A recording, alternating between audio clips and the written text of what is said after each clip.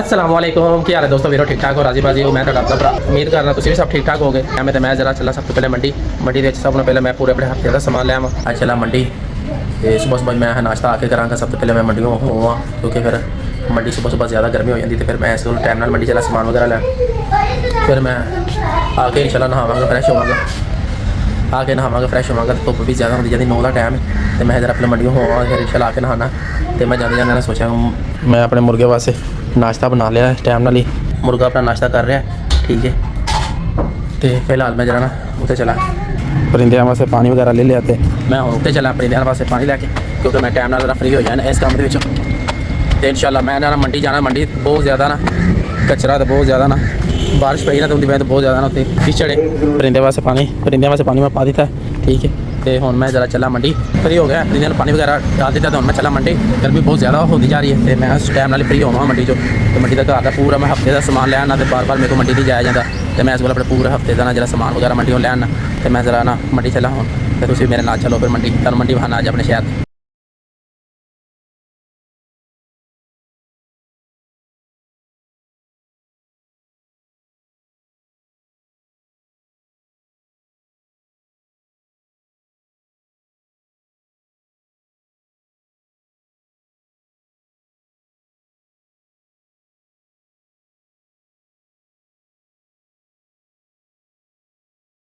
माशाल्लाह से सामान ले लिया मंडी का नतीजे मेरे ने चुके तो मंडी में सामान असें ले लिया मंडी जो सामान तो मंडी में अजकल अलग लगी भी माशाल्लाह देख मंडियों हो आया ठीक है तो मैं थोड़ी देर बाद तो ज़िबा करांगा तो घर वाले कहते मैंने सानू दम पुख्त बना के खुआ घर ने दम पुख्त बना के खुआन लगा ठीक है सामान मैं सारा रेडी कर लिया ठीक है मैं सारा गोश्त वगैरह दम पुख्त खुआन लगा ठीक है पहले मैं दुबई भी बनाता रहा दम पुख्त बहुत ज़्यादा तो हम मैं अज तेरे घर मैं हम दम पुख्त खुआने नाले घर वाले ने क्या सानू दम पुख्त ये पठाना की एक आइटम है बड़ी ज़बरदस्त पकदी उत्ते साडे रूम च पठान रहिंदे ने उन्हां कोल सिक्ख्या सी कि किवें बंद रहिंदे सिर्फ बड़ियां मोटियां चीज़ां सारियां जांदियां ठीक है इहदे च कोई एडा रोकड़ सैंस नहीं है तो माशाल्लाह मैं टमाटर भी साढ़े दिते ने ठीक है तो ये ना जेह्ड़े ना पठाना की बहुत ज़बरदस्त आइटम तो मैनू भी बहुत मज़ेदार लगता है खाना माशाल्लाह बहुत इहदे च कोई ऐसा जेह्ड़ा ना हुंदा नहीं मसाले वगैरह तो पूरे हाथ बैंक देने वाला काम नहीं होंदा क्योंकि खा लो ना मसाले वाला तो फिर बंदे नूं लग पता जाता इहदे च बिल्कुल ना लाइट जी मिर्च सिर्फ देखो सिर्फ सब्ज़ मिर्च इस्तेमाल की मैं कद्दू सट्टन लगा बस तो बस कद्दू सट्टना पे नाल बस हल्का या नमक सट्टांगे तो ना थोड़ी जी कारियां मिर्चां सट्टनियां बस इहदे तो अलावा तीसरी आप कोई ऐसी आइटम नहीं सट्टनी जिहदे नाल सारा खाना खराब हो जाए क्योंकि मसाले जिहड़े होंदे ना वो सिर्फ खाने ही सौखे ने तो बचाने बड़े औखे ने तो हम अदरक का तो काली मिर्च का ना पेस्ट बनाया उन्होंने मैं वो सट्टन लगा तो आ मैं पेस्ट बना लिया ठीक है अदरक का तो काली मिर्च का ना पेस्ट बना लेंगे थोड़ा पानी सट दें मेरा इधर मैं काम हो गया तैयार ठीक है हाफ गिलास पानी का सिर्फ सटिया ठीक है ज़्यादातर ना ज़्यादा मैं दुबई के बनाता रहा पाकिस्तान में बहुत घट बना रहा क्योंकि पाकिस्तान महीने वास्ते 2 महीने वास्ते छुट्टी आने रोज़ टाइम नहीं लगता तो घर वाले ना ये चीज़ समझ नहीं आती हूँ उन्होंने पसंद आना स्टार्ट हो गया कि वो खाते ना तो यार लाइट या पक्या होंगे तो बहुत मज़ा आता खाने तो मैं अगर हाथ थोड़ा जहा नमक सट दे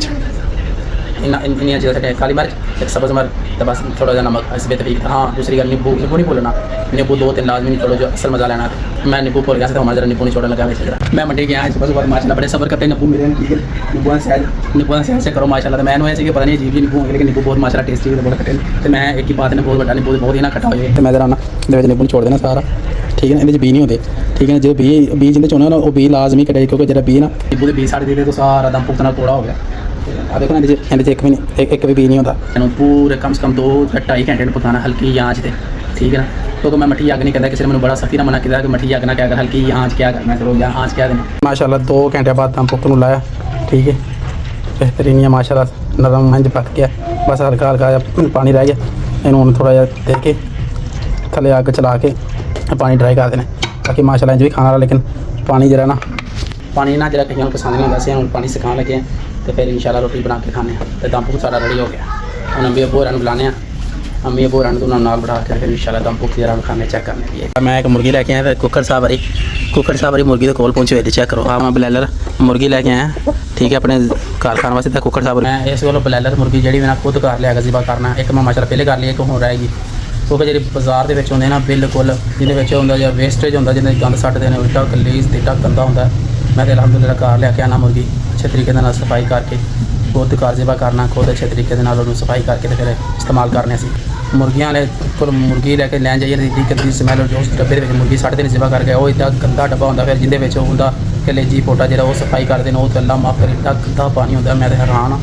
कि वो बंदा किमें अपने घर सामने गंदे पानी 'ਚ ਧਵਾ ਕੇ ਘਰ ਲੈ ਕੇ ਜਾਂਦਾ। ਆਪਾਂ ਤਾਂ ਇਸ ਕੰਮ ਤੋਂ ਬਿਲਕੁਲ ਚਾਲੂ ਹੋਏ ਪਏ ਖੁਦ ਘਰ ਲਿਆ ਕੇ ਜ਼ਿਬਾ ਕਰੀ ਦੀ ਅਲਹਮਦੁਲਿਲਾ ਲੈ ਕੇ ਆਏ ਇੱਕ ਕਰ ਲਈ ਤੇ ਉਹਦੇ ਜੋ ਹਾਫ ਰਹਿ ਗਈ ਉਹ ਹਾਫ ਤੇ ਚਲਾ ਦੇਣ ਬਾਕੀ ਆ ਵੀ ਮੈਂ ਫਰੀਜ਼ ਕਰ ਰਿਹਾ ਇਨਸ਼ਾਅੱਲਾ ਜਿੰਨੀ ਜ਼ਰੂਰਤ ਹੁੰਦੀ ਨਹੀਂ ਬੰਦਾ ਫਿਰ ਪਕਾ ਲੈਂਦਾ। ਵੇ ਕਿੰਨਾ ਦੁੱਖ ਇਸ ਮੁਰਗੇ ਨੂੰ ਵੇ ਕਿੰਨਾ ਜ਼ਿਆਦਾ ਦੁੱਖ ਹੋ ਰਿਹਾ ਕਿ ਇਹਨੂੰ ਕਿਉਂ ਜ਼ਿਬਾ ਕਰਨ ਲੱਗਾ ਹੋਇਆ ਪਿੱਛੇ ਤੇ ਹੁਣ ਮੈਂ ਜ਼ਿਬਾ ਕਰਕੇ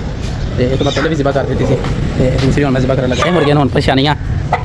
ਇਹ ਟੈਨਸ਼ਨ ਨਾ ਕਰ ਜ਼ਿਬਾ ਕਰ ਮੁਰਗੀ ਮੈਂ ਕਰ ਦਿੱਤੀ ਜ਼ਿਬਾ ਇਸ ਹਿਸਾਬ ਨਾਲ ਫਿਰ ਮੁਰਗੀ ਦੀ बनाना हो उस हिसाब ਨਾਲ ਇਹਦੇ ਪੀਸ ਬਣਾ ਲਾਂਗੇ ਮੁਰਗੀਆਂ ਵੀ ਮੇਰੀਆਂ ਕਲੀਅਰ ਹੋ ਗਈਆਂ ਤੇ ਹੁਣ ਮਾਸ਼ਾਅੱਲਾ ਨੇ ਮੈਂ ਫਰੀਜ਼ ਕਰ ਦੇਣਾ ਜੀ ਜਦੋਂ ਮੈਨੂੰ ਜ਼ਰੂਰਤ ਹੋਵੇ ਫਿਰ ਮੈਂ ਉਹਨਾਂ ਕੱਢ ਕੇ ਇਸਤੇਮਾਲ ਕਰ ਲਾਂਗੇ ਆ ਬਾਰ-ਬਾਰ ਜਰਾ ਨਾ ਮੇਰੇ ਕੋਲ ਘਰੋਂ ਬਾਹਰ ਨਹੀਂ ਨਿਕਲਿਆ ਜਾਂਦਾ ਮੈਂ ਇਸ ਕੋਲ ਪੂਰੇ ਹਫਤੇ ਦਾ ਆਪਣਾ ਨਾ ਪੂਰਾ ਸਮਾਨ ਲੈ ਆਉਣਾ ਫਿਰ ਪੂਰਾ ਹਫਤਾ ਆਰਾਮ ਸਕੂਨ ਨਾਲ ਇੰਜੋਏ ਕਰਨਾ ਕਦੀ ਯਾਰ ਇਹ ਫਲਾਂਗ ਨਹੀਂ ਹੈ ਕਦੀ ਆ ਚੀਜ਼ ਮੋਗੀ ਉਹ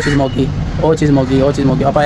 एक खिच खत्म कर देंगे पूरे हफ्ते का समान लैके इकट्ठा सट देते आराम से लै भी खाते पीती जाओ मुर्गियां कर दी टाइम ना फिर मैं ठंडा गर्मी बहुत ज़्यादा ही 4 बजे 3 बजे का टाइम से मैं फिर ठंडा पानी ना नहा के तो हूँ मैं दम पुख्त माशाअल्लाह बस तैयार है मेरा बिल्कुल फिर 15-20 मिनट इंशाअल्लाह मेरा दम पुख्त तैयार हो जाना तो मैं जल्दी मैं जरा ठंडे पानी ना नहा रही हूँ जिसम ठंडा हो जाएगा फिर दम पुख्त खाना है तो इस तो पहले जिसम ठंडा होएगा तो फिर ही दम पुख्त खाता जाना नहीं तो एड्डी गर्मी दम पुख्त खाना कोई सौखी गल नहीं रही क्योंकि पठाना के इलाके ठंडे होंगे तो उस दिन रात दम पुख्त आते हैं सुल्तान राजा भी ठंडा हो रहा है जरा तो मैं मम्मी जरा पापा ठंडा होना मैं हूँ नहा लिया दले फिर रज के जरा नहाते हाँ जी बेटा तो हूँ जरा ना दम पुख्त